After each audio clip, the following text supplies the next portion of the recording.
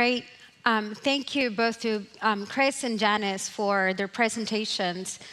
It is now time to move on to our second high-level panel discussion of the day, titled No Time to Lose, Preparing Europe for a Conventional War.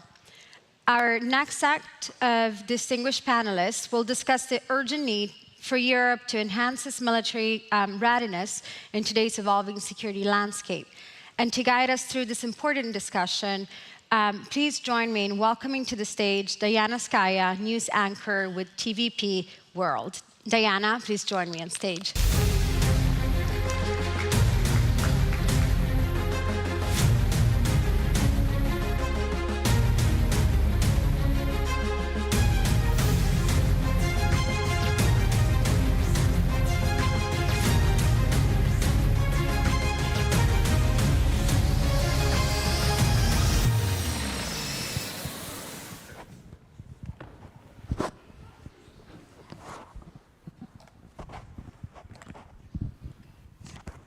Good morning, ladies and gentlemen, distinguished guests, panelists.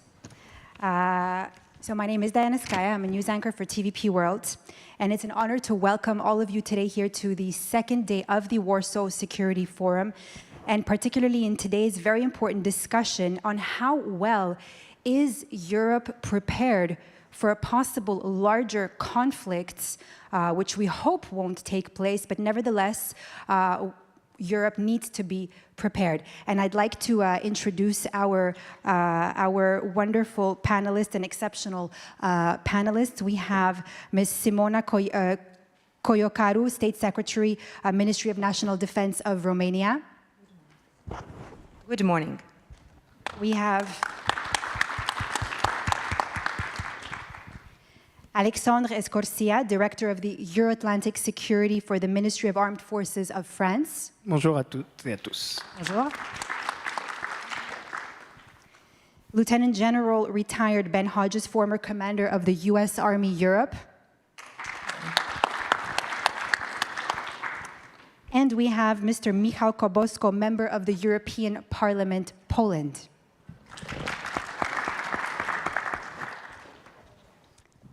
And thank you so much for being with us here today. Now, let's begin with you, Sir General Ben Hodges. Now, if the war in Ukraine wasn't enough, yesterday the Middle East went into complete chaos with Iran launching ballistic missiles towards Israel. Now, but let's put that aside for one moment and just focus on just conflicts in general. What is the current level of European military preparedness for a larger scale conventional war? Inadequate. For sure, certain countries have done a lot, particularly Poland, where we are today, and countries on NATO's eastern flank. They're not confused about the threat or starry-eyed hoping it'll just go away like some other European countries are. Poland in particular, the emphasis, I think, on transformation that the Polish military is looking at doing in the coming years. So it's not just about spending. You can't put a sign on your border that says, hey, we're 2%, and assume that then the Russians would not attack. But more broadly, we don't have adequate air and missile defense to protect our airports and seaports and critical infrastructure. We still, after all these years, cannot move quickly enough across Europe. So this issue of military mobility is still a challenge that needs to be resolved. The good news is every country is moving in a much better direction, but I don't understand why we still have too many countries that are not yet fully committed, believing that a war is very possible. So, and also, can you just go a little bit into more detail of the gaps that require immediate attention? So, air and missile defense. I don't think that most of our political leaders, and maybe even some military leaders in Europe, understand that if Russia has made the terrible decision to attack a NATO country, they will have already made the terrible decision to launch missiles and drones against airports, seaports, all the transportation infrastructure that we need to respond, because they know that's how NATO will do this. We will have to reinforce. And so just imagine a week of what happens in Ukraine happening against Gdansk or Klaipeda or Tallinn or Bremerhaven. I mean, that's what's coming. And so we have to be prepared for that. That is the one that worries me the most, but also because I don't think we can move as fast or faster than Russian Federation forces yet, because we haven't resolved all the infrastructure and the border crossing restrictions. This is still a problem. And so, for example, Lithuania will probably have to be prepared to, in a worst case scenario, for 2 weeks before anybody shows up. The German brigade that'll be there, the American battalion that'll be, it's there, but there's nobody else coming for at least 2 weeks.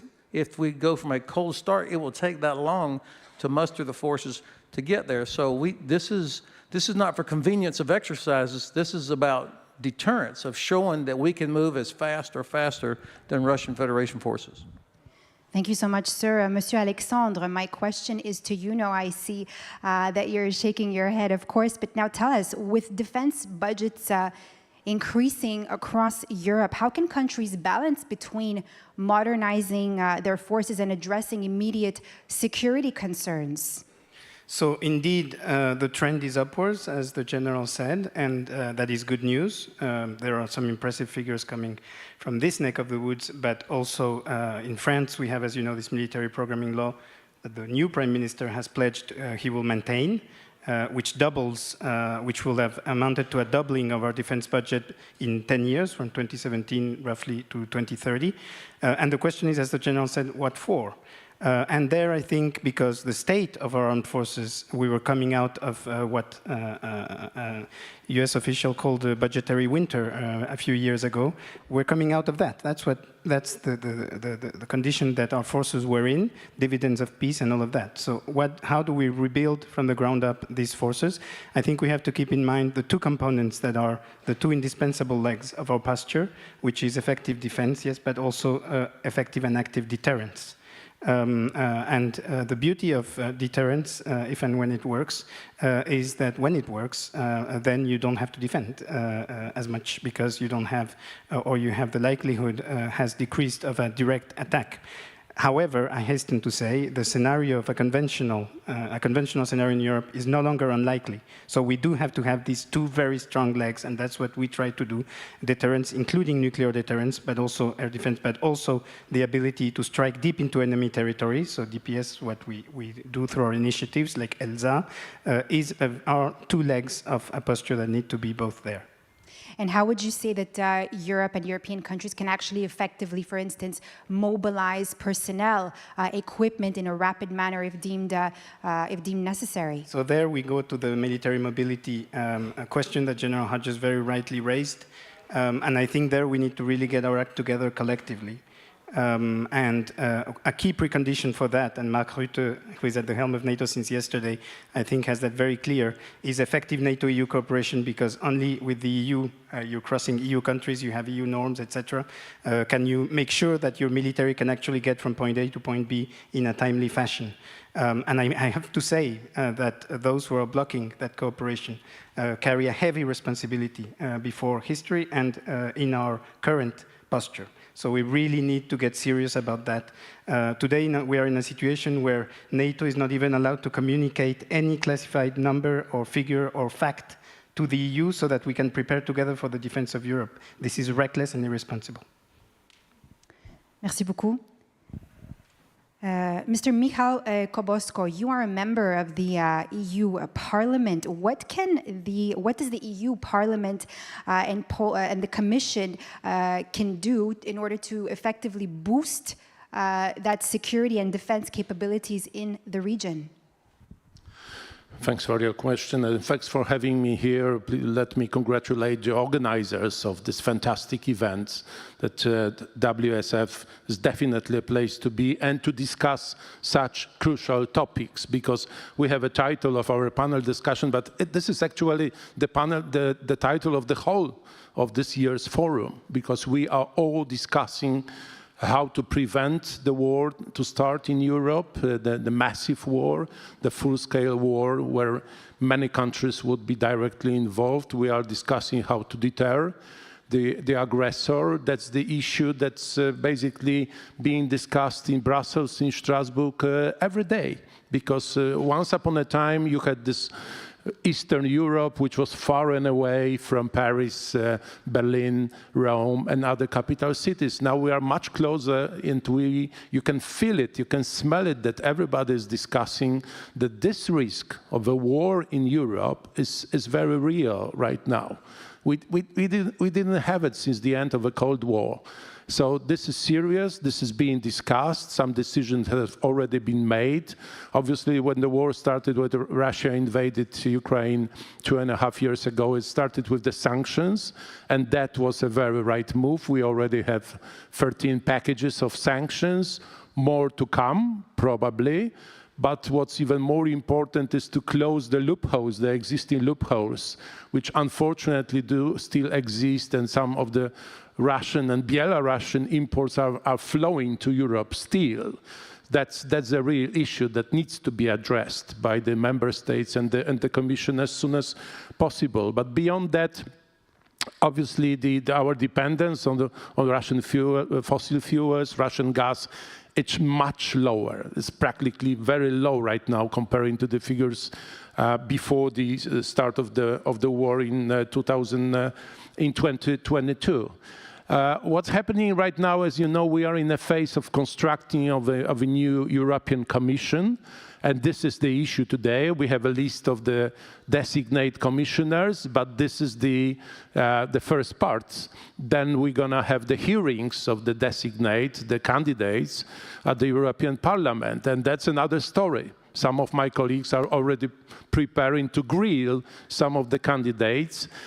So this is a process which probably will start in the first days of November. Still possible that mid-October, but I would rather say first days of November, we're going to start the process. And among the candidates, and here, fortunately, we do not have many doubts or controversies, is the first time in history the Commissioner of Defense. Our dear Lithuanian colleague, former Prime Minister of Lithuania, Andrius Kubilius, and he will be in charge of, basically President von der Leyen sent the mission letters, as you know, to all designates. And in this particular mission letter, you have the expectation from von der Leyen that Kubilius will spend first 100 days to prepare a real action plan for the European defense industry. And this is a real issue of today, because we have the underdeveloped defense industry in many member states. We have no real existing cooperation among the defense industries. So this is definitely the area which need to be pushed forward. Otherwise, we would simply not be ready. General mentioned how we are not ready on the military side, but we are also not ready on the industry side. And this is where the Commission and the European Parliament can do a lot and will do a lot. I know it's a little bit of a difficult question to answer, but how long do you think this would take to enforce this kind of readiness?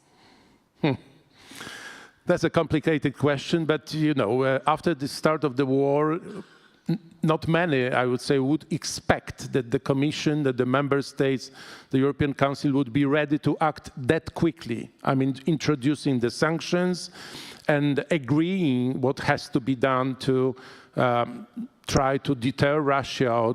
We were speaking with one voice, even though before the war, as we all know, there were different voices. In some countries, there are still different voices. We hear these voices in the European Parliament as well, with the formation of a new far-right parties in the European Parliament, which are clearly and openly pro-Russian in what they say, what we hear. But the majority of voices, of political forces, thanks God, do agree that we have to do all that is possible, and we need to speed up our preparations, also on the political side, to be ready with our investments in defense programs and with our cooperation between the member states, which does not exist today. Thank you so much, Michał Kobosko. We'll go back to investments just in a little bit, but first I would like to address Ms. Simona Cojocaru. What is the current state of European security in the Black Sea region?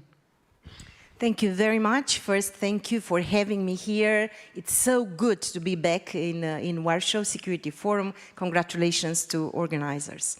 A very complicated situation at the Black Sea. We all know, for instance, just last night, we have seen another attack with drones over the civilian infrastructure in Ukraine, over the Ismail port there. So Black Sea is undergoing a watershed moment right now, a very complicated situation there. But I will try myself to answer to what General Hodges and Alexandre Scorsia mentioned, and also Michał about the preparedness, how we are preparing ourselves in NATO for a conventional war. In general, let me recall to you that after 24th of February, we have been deployed in Romania elements of the very high readiness joint force in just 3 days with France as a lead nation. So I'm not so pessimistic. I'm not thinking about 2 weeks, a time frame in which allied forces would come in case of a crisis, let's say in Romania on the eastern flank.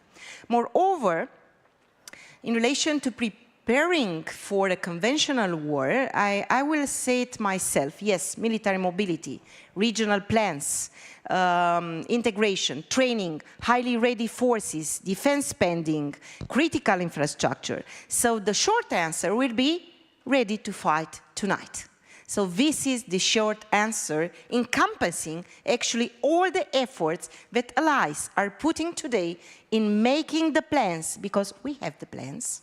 We have the regional plans. We have the plans related to the critical infrastructure and military mobility. The stake is indeed to implement them. And to implement them, we need to allocate forces, we need to allot defense budgets, and moreover, we need to keep the unity, because the unity, ladies and gentlemen, at the end of the day, is our strategic advantage.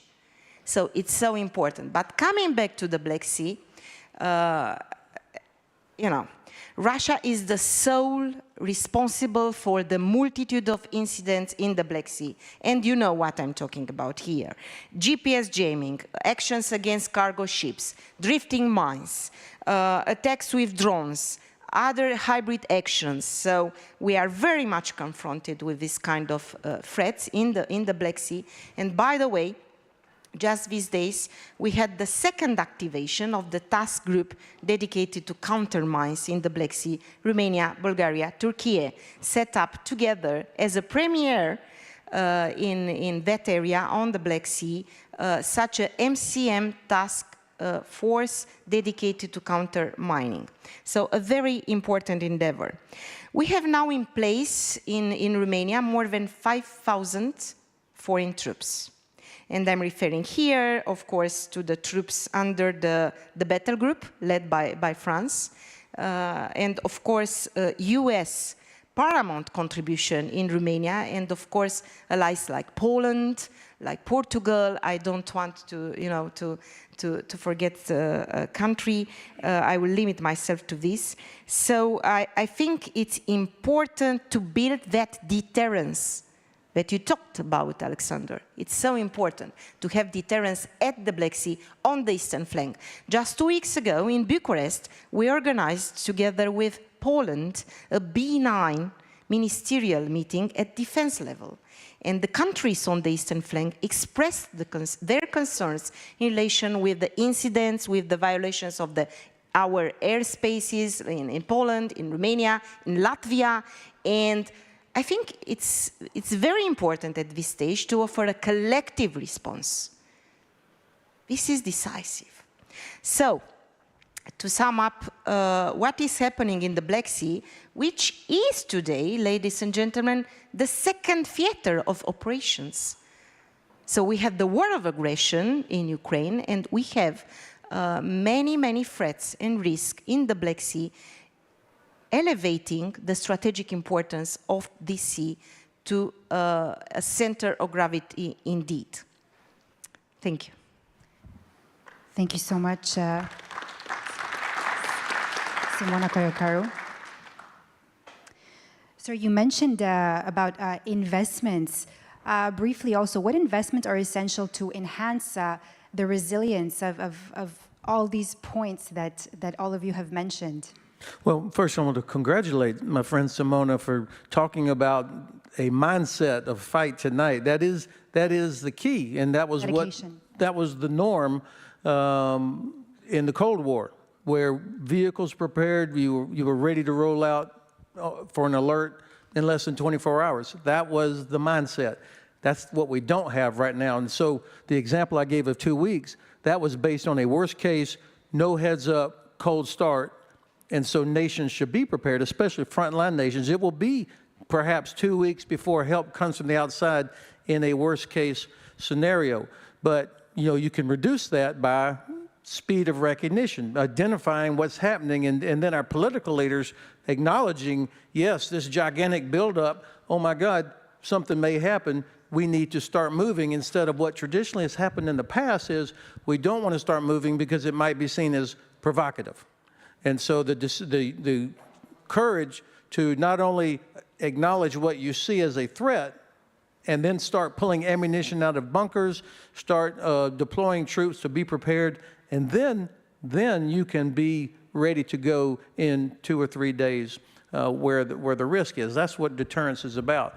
The investments that are required, I've talked about air and missile defense, of course, investing in exercises, real exercises where you train to the point of failure. If you never fail in an exercise, then I think you've wasted millions of dollars. You have to go find where the problems are. Your logistics, your transportation, your maintenance. If you do an exercise and there's no big problem, you've wasted the taxpayers' money. So a mindset about training, just like a professional athlete trains up to the point of exhaustion, that's what we have to do militarily. So investing in those exercises. And then, everybody in this room, we have talked about ammunition over and over and over, and we still 10 and a half years, not 2.5, 10 and a half years after Russia invaded Ukraine, and we still cannot provide enough ammunition for Ukraine for a week. That's incredible. And we have emptied our bunkers to help them. So this is an investment, and the companies that make ammunition, these are not charities. They have thousands of employees and very specific supply chains. And so they're not going to expand their capability unless there is a confidence that the government is going to demonstrate political will through an order to purchase. So this is where I would see a need for investment. General, let me also ask you this question. What is the United States doing to effectively help Europe and NATO to achieve this goal? Well, look, again, my friend Simona accused me of being pessimistic. There is nobody on this planet more optimistic than I am. And she is equal to an armored division herself there for Romania. Our great alliance, there's a reason countries are in a queue to join NATO, because it is the most successful alliance in the history of the world. And it has adapted. And now finally we have plans, actual regional defense plans that give nations and organizations something to which they can train. And that will also drive improvements in military mobility and other capabilities. So I think the United States has made a major contribution through General Cavoli specifically, but also the efforts to help push the alliance to get these plans done. And I think General Cavoli has earned the confidence of the nations and has more authority now to do certain things than almost any of his predecessors, because of the work that they have all done, from Admiral Stavridis, General Breedlove, General Walters, General Scaparrotti, and General Cavoli. There's a lot of Italians in that lineup there. But this is, I think, an American contribution. And by the way, there are 10,000 American soldiers in Poland today. We are back up to almost 100,000 Americans in Europe. And I think you all know this is not the most popular thing in the United States in an election year. So that's a commitment, I think, that is significant. Thank you, sir. And now my final question here before we move on to questions from the audience for Simona or Alexandre. Should we take the Russian nuclear threat seriously? I guess I'm up, right? Yeah. I think you know, the Russian aggression in Ukraine is clearly conducted by a nuclear state, and as we say in French, sous voûte nucléaire. So obviously that's an element that's always present. In those matters, and you know, we as a nuclear power have recognized that very early on. You may know that in the first few days of the full-scale invasion, our President Macron, issued an order of the day in which he praised our forces. He said that Russia had chosen to confer on this conflict an unjustified dimension, never uttering the word nuclear, but that's what he meant, and that we would be responding. And then he made decisions that were actually operational in terms of number of submarines put out at sea, so kind of enhancing our presence while projecting calm and determination, and I think that's the key here. There is, in nuclear matters, always rhetoric, then there is doctrine, and then there is what you observe as practice. And we observe elements on these three areas that we need to carefully analyze to make sure how we adapt to those. Obviously, the announcements on Belarus and possible stationing of nuclear warheads there, coupled with the rhetoric about Belarus and other things from the president last week, President Putin, we'll have to see how that actually translates into actual doctrine and then posturing of forces. But we remain extremely vigilant. However, what we have noted so far is that we have come pretty far in supporting Ukraine, and Ukraine has gone pretty far in defending itself, including by striking Russian territory, taking Russian territory for the first time since World War II. And here we are, and these things work both ways as well.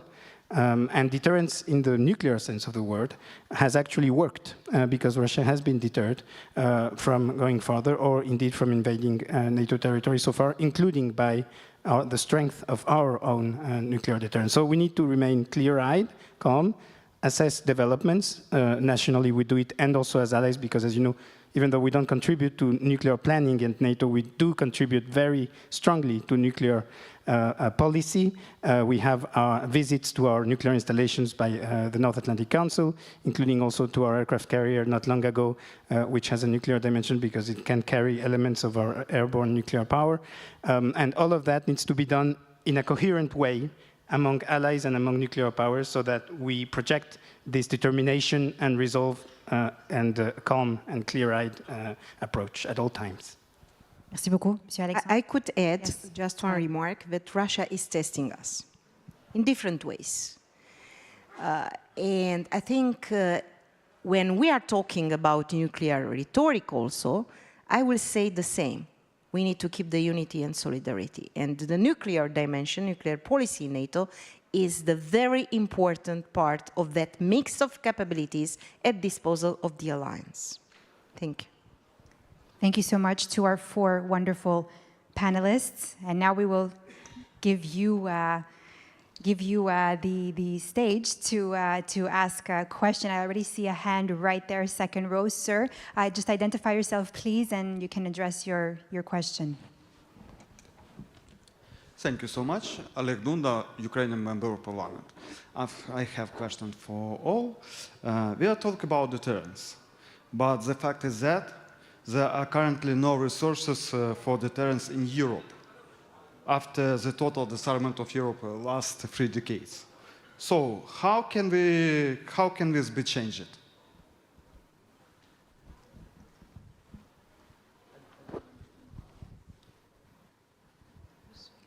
Who is your question addressed to? Can you say it one more time, just the last question, a little bit louder? Sir, to Ben Hodges. I didn't quite understand the specifics. You said that there's been total disarmament over the last 3 decades. Of course, that's not true. That's not accurate. We are much less capable than we were in 1989, but it's building back up. But I would not Was say the question about the lack of funding in Europe for deterrence? Lack of arms. I give an example. 3 decades, Germany army was 600,000 people, but now less than 200,000. It's all disarmament. It's not enough to deterrence of Russia. I've agreed with you. That was my opening comment, that it's not where it needs to be.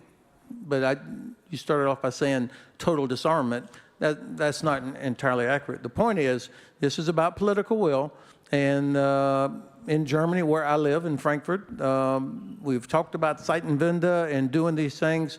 The German army knows how to do this, but the German Bundestag has forgotten, many parts of the Bundestag has forgotten how to have or to achieve the Kriegstüchtigkeit ready for war. Does that answer your question, sir? Now, sir, over here in the first row, you had your hand up. Yes. Please identify yourself and who would you like? Edward Lucas from SEPA. What are the lessons from Ukraine about the relative importance of mass, technology, range, lethality? What are the lessons we're learning so that we invest and develop our conventional forces in the right way? Let me start by saying that when I was myself, receiving the title of the panel, preparing for the conventional war, I would ask myself, what kind of conventional war? Because what we are seeing in Ukraine with that war of aggression is not the traditional classical conventional war. And I think we should look at the future of the conventional war through the lens of the war of aggression in Ukraine and to change our mindset in NATO and, at our national level. We need to change our capability targets, maybe, in NATO. It's also very much important. Because, look, what Ukraine did in the Black Sea,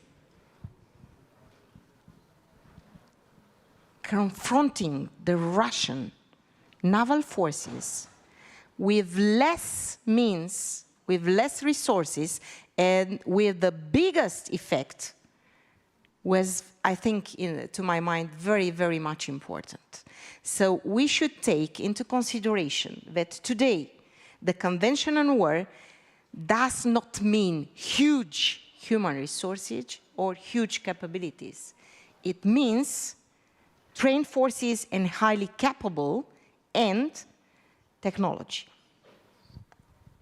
Thank you so much. Sir, here you had a question. My name is Jakub Godzimirski. I am a research professor at the Norwegian Institute of International Affairs, and I think that we need to understand that in order to have a reliable level of deterrence, we also need to convince Russia that we can fight this war. And this brings me to the issue of industrial capacity, because if we don't address this question, then we can have a lot of standing forces, many tanks, artillery pieces, but if there is no ammunition to be fired at the coming Russian troops, then we are in a deep, we have a deep problem. So this is one question, and the other one is that in order to have this level of deterrence and also resilience, we need also to address questions related to the protection of critical infrastructure, because we have seen, and this is not something new, Rand published a report some years ago about Russian thoughts about the initial phase of the war, and we know that if something was to happen, then many of the attacks would be targeting critical elements of infrastructure, of critical infrastructure. So we need also to think about how to make it sure that Russians are not going to achieve their initial strategic objectives by attacking our critical infrastructure. And there are also many lessons to be learned from the ongoing war in Ukraine, where Russia has really targeted very many elements of critical infrastructure. That was more of a comment than a question, but absolutely. I think there are a few, important comments there. First, on industrial capacity, as Mr. Kobosko said, Europe needs to get its act together in order to be a strong partner in a transatlantic alliance. And when we talk about, as France, transatlantic defense industrial cooperation, this is exactly what we're talking about two partners that can cooperate on equal footing, such as when France proposes to put for example, bombs under F-16s. This is a proposal we've made. It's on the table. Our American friends are there, can respond to that. And this is what we're talking about. But of course, to do that, you need to develop your own industrial base in a way that's cooperative and not closed, open to partnerships, but in a way that allows you to be a strong European partner to a strong transatlantic alliance. And on the resilience piece, I think also very important that you mentioned that word and everything that comes with it, because we are thinking also a lot about the hybrid agenda, and in a way, the helpful way to do this is exactly as you said, sir, to come up with the cases and the sectors that we need to protect and that we need to reinforce.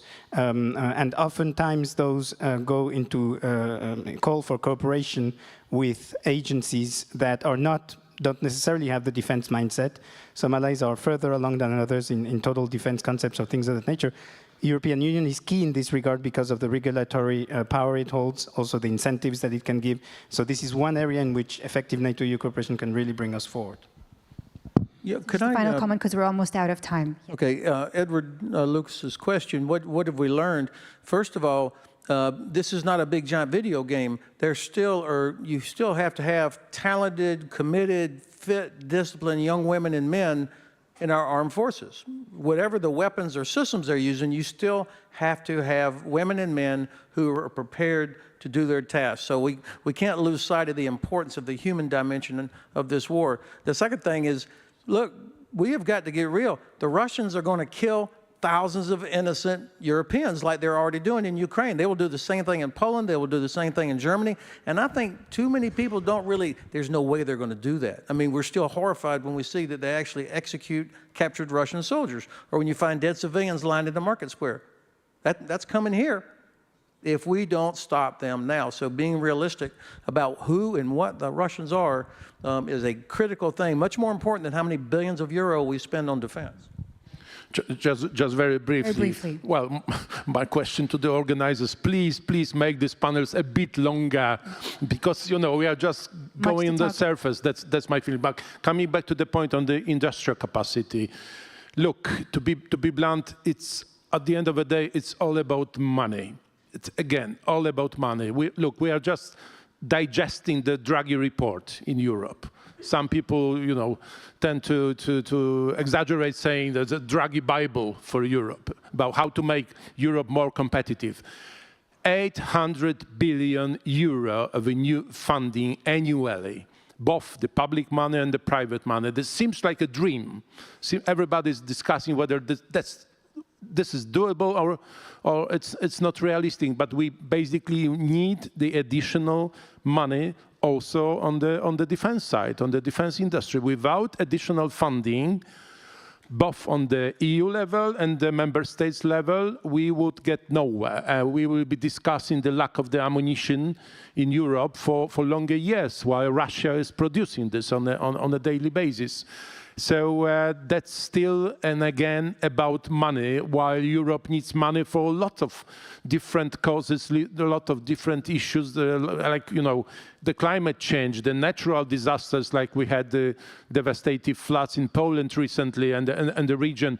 There are lots of necessities, really necessary investments, but defense has to be the investment number one. That's the reality. Thank you so much. To all our wonderful panelists, Simona, Mr. Alexandre, Sir Ben Hodges, and Michał Kobosko, and thank you for having attended this panel on such an important and pressing topic. Thank you so much, and to the organizers for this event.